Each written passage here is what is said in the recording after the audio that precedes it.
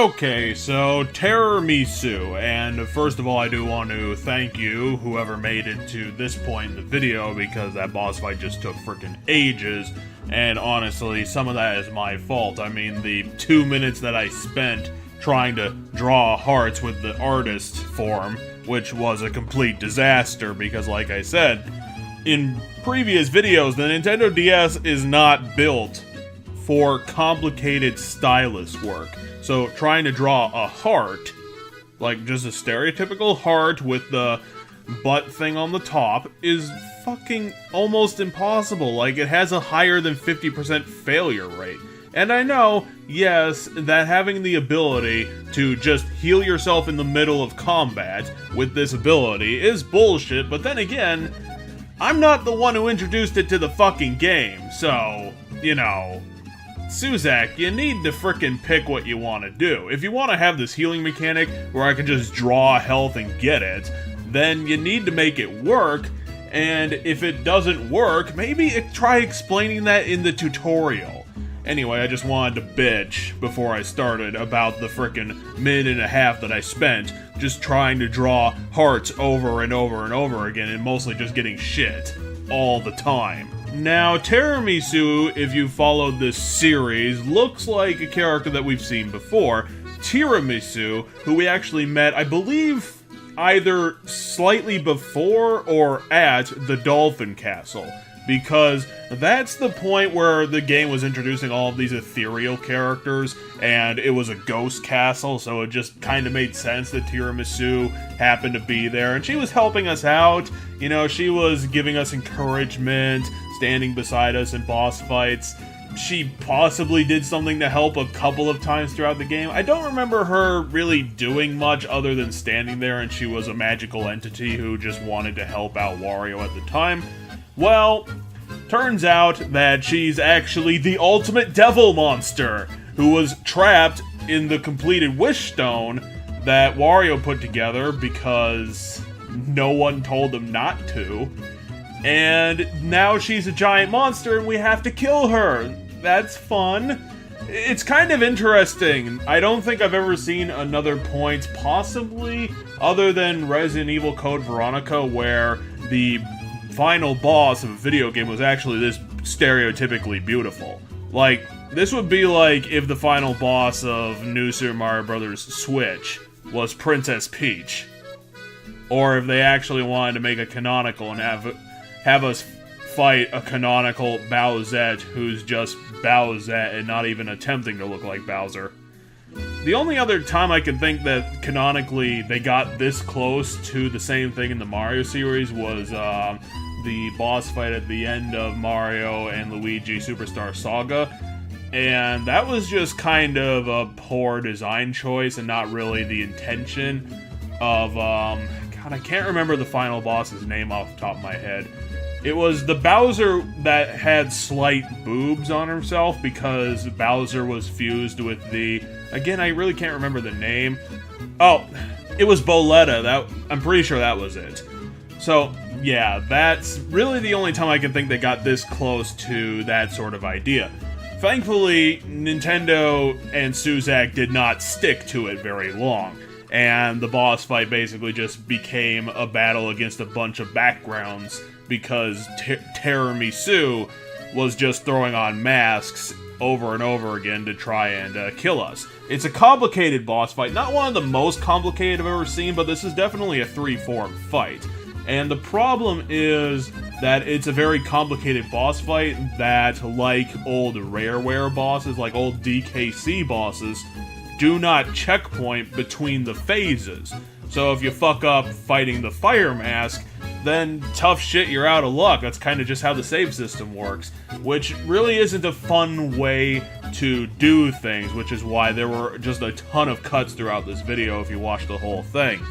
Because I was just save stating through the entire thing because I don't want to fucking sit there and have to do phase 1 again all over the time, all over again, just because I failed in phase 2 or 3. I think that's fucking ridiculous.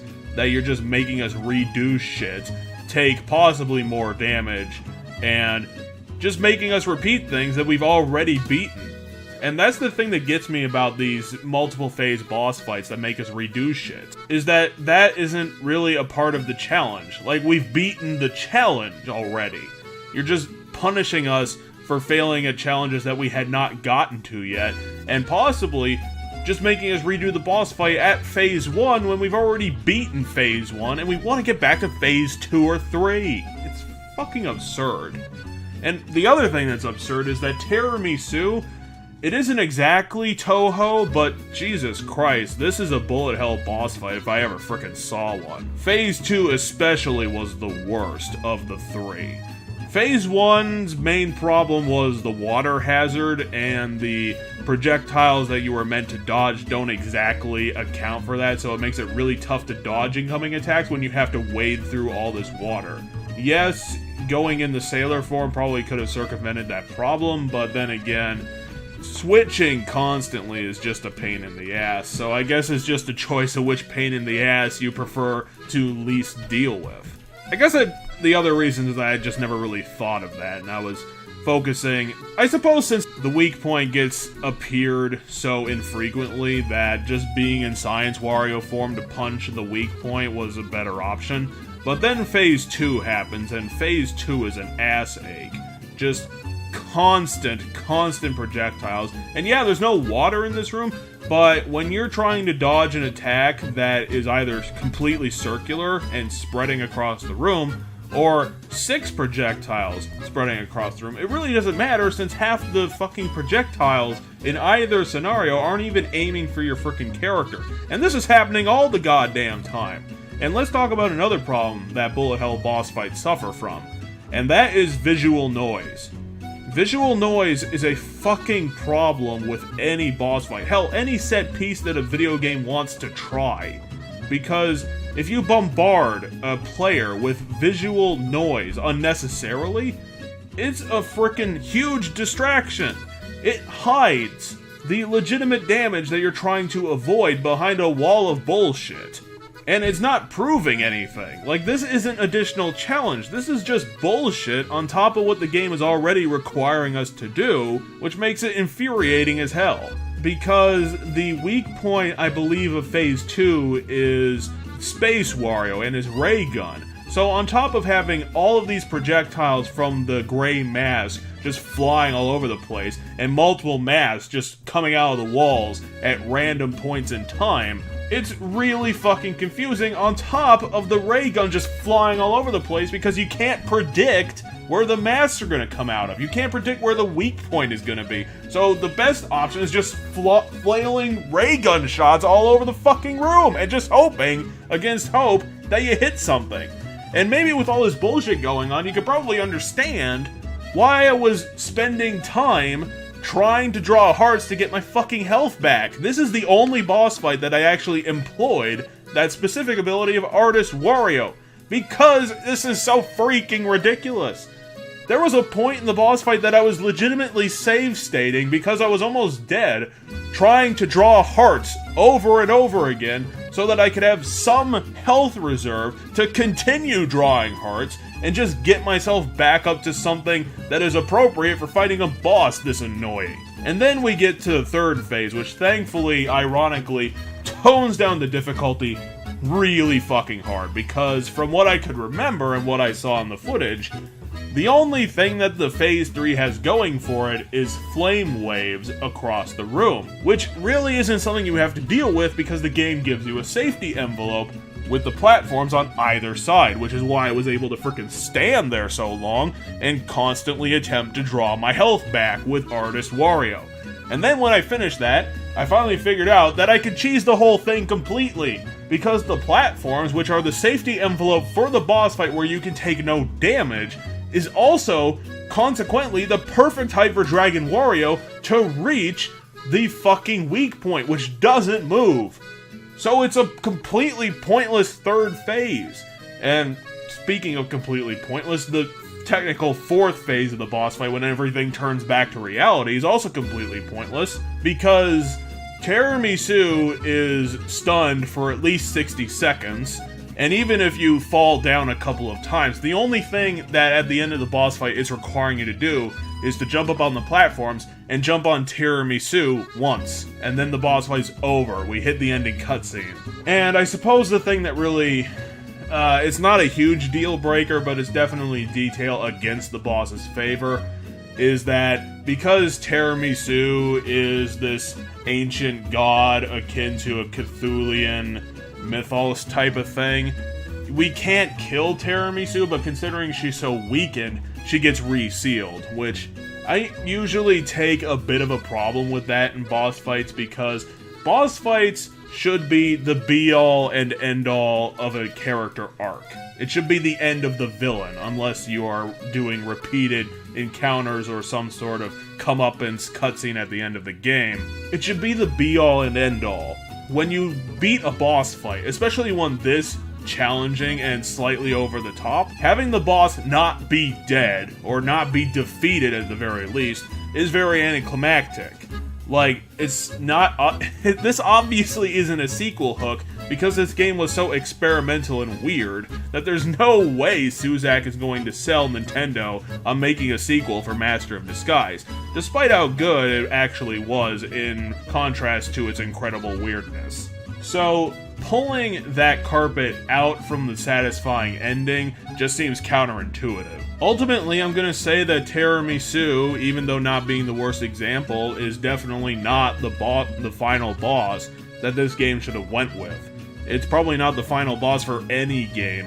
Maybe an old DKC-inspired game, but that's about it. And even then, old fights with King K. Rool in Donkey Kong Country games, and honestly even in Donkey Kong 64, were unnecessarily complicated and really screwed with even the concept of what we consider to be modern games, because modernity brought in that cut down version of the bullshit. Like, it just cut out the crap, because players don't want to re-sit through phases of boss fights that they've already defeated. It's annoying as hell. You might have mastered the first phase, you might have just fucked your way through and gotten lucky on the first phase. But punishing you with going through the first phase again in the game, hoping to actually deal you more damage than you got through the first time, is just not fun. It's not fun to repeat shit. It's literally just an obstacle to the thing you already want to be doing. I remember Donkey Kong 64, which I also save stated through because, Jesus Christ, I did not want to replay that game without fucking save states. Because DK64 was such an unnecessarily difficult game. When I finally did get around to beating K. Rool, it was a 6-phase fight with no checkpoints. And King K. Rool wasn't exactly a fucking slouch. Like, some of the fucking stun windows in those 6 phases are so ridiculously tiny, it's like you have to predict what the game is going to do before the game even does it. And it's just ridiculous. So yeah, I save stated through Terrormisu's boss fight. I don't really give a shit, because unfortunately the boss fight itself doesn't have a lot interesting going on to really save it with all the gameplay bullshit that it really put you through. Because, you know, something that could have pulled the intrigue along was, you know, interphase dialogue or cutscenes or something from Terrormisu to actually get the points across and show that she's deteriorating somewhat. At least there would be something to pull the player along. Being completely silent through the entire thing doesn't help, because the story is what would save a boss fight like this. The story is what would have made this good, because the story around the boss fight is well written. This is actually a good climax, but the gameplay itself is just not fun, because it's so ridiculously over the top, it's too unnecessarily complicated, and there's just too much visual noise and stuff that the game requires you to do without a safety net, an actual reward for actually doing it correctly, that it just kind of wrecks up the whole thing. I really wish this would have been a streamlined boss fight, cut down a lot of the unnecessary complications to what they were going on, because what they were going on, you know, in a different sense would have been fun to play against, but it really needs to meet the player halfway. And unfortunately, the final climax of this remarkably well-built game for something so third-party and so out there kinda left on a sour note. Like I said, it's not the worst thing I've ever fucking seen. The King K. Rool boss fight from DK64, while also being such an enjoyably weird experience, and something that tried to blend cinematic and gaming on the fucking N64 just suffered a lot from the same problems, and it's a better example of why stuff like this doesn't work. It's because you're requiring too much. You're requiring too much backtracking. You're requiring us to repeat things. And it's just not a good look for a video game. Like, just to end this, because I've been rambling on for quite a fucking long time at this point, the boss fight with the polar bear in Tropical Freeze is one of the best boss fights I've had in quite a long time, because it's streamlined and actually gives a fair shake of difficulty to the player. Like, it gives the player some gimmies. It doesn't just smash the player down if they miss one opening shot or one dodge. They don't just punish them immediately and harshly for failing that. There are some gimmies in the polar bear boss fight, but the polar bear boss fight is also animated well and actually lasts a long time and is a stand-up fighter. Like, he doesn't back down from shit, and he can actually do legitimate damage to the player while also giving them some gimmies and giving them some margin for error. There's no margin for error in Terrormisu. Like, she can cut apart your health bar before you can even figure out how the phase was supposed to be worked out. And that's what's annoying about it. And unfortunately, I'm gonna have to score her likewise.